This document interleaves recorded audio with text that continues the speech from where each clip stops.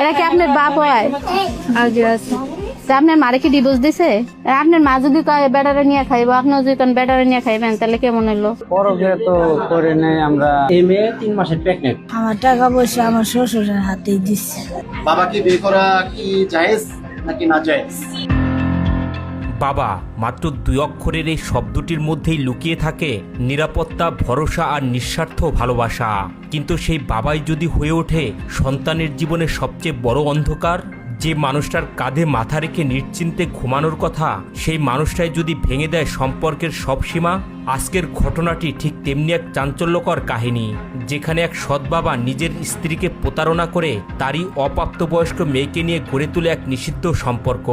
শুধু তাই নয়, স্ত্রীর দেয়া 24 লাখ টাকা নিয়ে পালিয়ে গিয়ে শুরু করেন নতুন সংসার।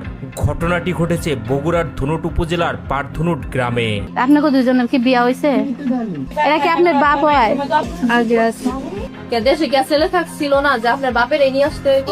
আমার জামাই ভর্তি রাখিনি, আমার মায়ের মাথা মতো এক সন্তানের নয়, 3 সন্তানের জননী ছিলেন এই নারী। স্বামী, সংসার আর সন্তানদের নিয়েই চলছিল তার জীবন।